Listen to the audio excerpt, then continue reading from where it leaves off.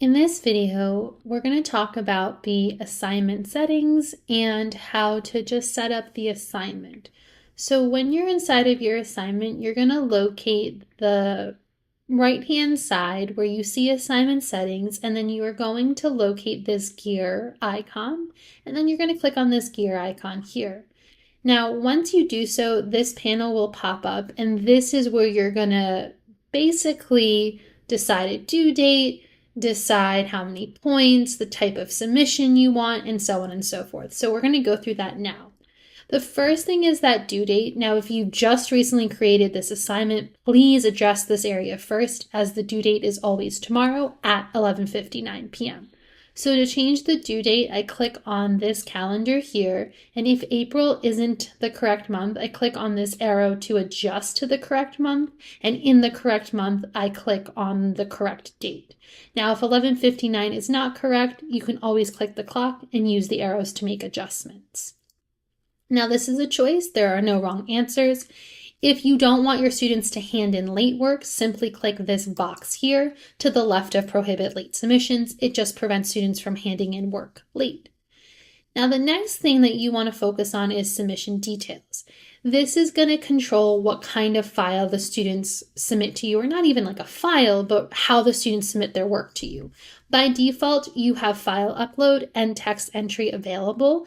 But what they mean respectively, the file upload is just submitting like a PDF or the Word document, and the text entry is that text box.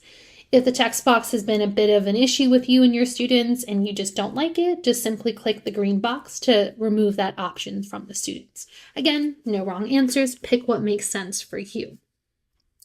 Now, scrolling down here, you want to pay attention to the grading and submissions because this will impact your overall grade. And you want to just make sure that this is set up correctly. So starting off with the grade category, and this is more towards my folks using a weighted total, a weighted percentage rather, you want to make sure that this assignment is in the correct category. Now, even though you might use the assignment tool, it might actually be a homework or a classwork assignment. So please just make sure to adjust the grade category to its correct work. So for example, this would be part of like their field work and their lab for this course. And then with the attempts allowed, by default, it's always going to say 1. If you prefer more, or you know your students need typically another attempt, just in case, you just click on this number and you pick the one you want.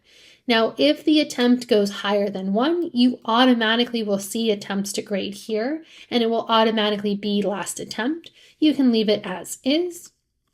Now, the grade using, this is how the 100 out of 100 is going to look. By default, it's going to be points, so the score will look numerical. If you prefer the score to look as a percent, you can click points and switch to percent. There's no wrong answers. I want to stress again, this is how the student scores will look, so make sure it makes sense to you. Always check in the maximum points next because it defaults to grading out of 100. So if this assignment, let's say, is 5 points or 10 points, you just click in this box, delete what's there by hitting the backspace or delete on your keyboard and typing in the correct number. When I want to save my change, I just click on the white space below. Now, the next thing that we need to discuss in the assignment setup is whether or not you want to post the grades automatically. So for every assignment, you will get this section here that says assessment grade. And if I click this box, it means that when I give, let's say, Wednesday Adams 100 out of 100, as soon as I hit enter, it gets shared with her automatically. Now, the only thing to keep in mind is if you already have a rubric, this feature will be off. So the assessment grade and the rubric turn each other off depending on who's on first. So if the rubric's on first, you can't click this. If this is on, you can't click the rubric. So make your choice. For right now, we're not going to do that. And then if you want to add the grading rubric, it's as simple as just clicking any of these blue words here, looking for your assignment. So for example, I could pick this rubric and I'm just going to click add and it's here. The last thing is if you want to check if one student has written the paper on behalf of, let's say, another student, or you just want to make sure that they're not copying off of each other, you can turn on Safe Assign. It's just checking if two students wrote the same paper, how much the student copied off of the source, and so on and so forth. So what you want to do is if you want to turn on Safe Assign, you click the box to the left of this phrase, and then in here you have two choices. So if this is your first time using it, I recommend don't let the students see it, as the percentage may come up higher when in fact it's just flagging all the sources.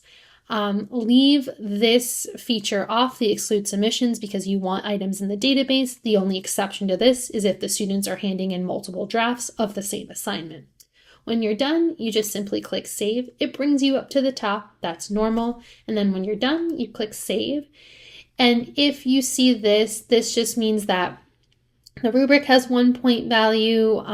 Your points might have a little bit different. You can just click change. It doesn't really make that much of a difference. And then you'll be all set. So I hope this helps. This is how you set up your assignment. Thanks.